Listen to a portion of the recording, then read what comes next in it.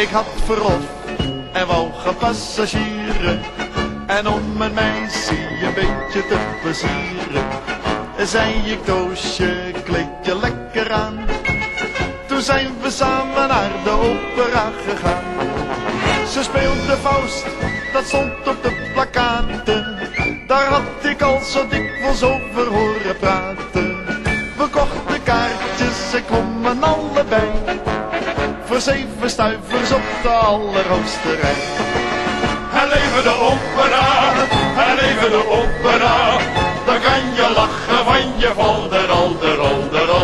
En leven de opera, en leven de opera. Dan kan je lachen van je valderalder.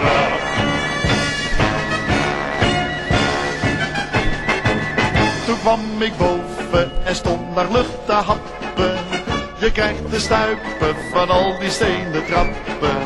We hadden een kaartje voor de 3e rij, maar het was zo vol en er kon geen mens meer bij. Toen liet ik me lekker naar beneden zakken. Ik had een meisje bij de rok te pakken. Ze kreeg een kleur en toen zei ze er wat van. Toen zei ik zo: ik zit en doe er maar wat aan. En leven de opera, en leven de opera. Dan kan je lachen van je valderalder. En leven de opera, en leven de opera. Dan kan je lachen van je valderalder.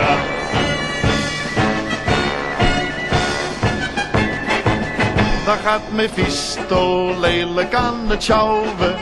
Die gaat warempel met Greetje kermis houden. Ze drinken wijn uit een bordpapieren kan. En even later zijn ze als een baviaan. En dan komt Greet naar buiten zonder rokken. Ze ziet een lijk en valt daar van de sokken. Dat komt alleen door die rare rode vent. Het valt niet mee als je in zo'n positie bent. En leven de opera, en leven de opera.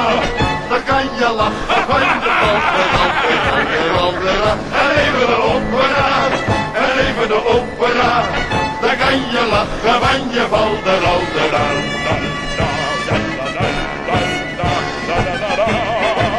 En even later komt er een balletje. Gesminkte meisjes in een aardig dun toiletje.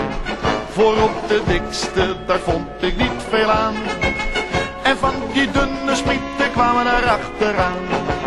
Was dat nou Faust, wat stond op de plakkaten? Had ik daar nou zo dikwijls over horen praten? Ik greep mijn Toosie en ging toen aan de loop. En even later zaten we in de bioscoop. En leven de opera, en leven de opera. Dan kan je lachen van je valderalder. En leven de opera, en leven de opera. Dan kan je lachen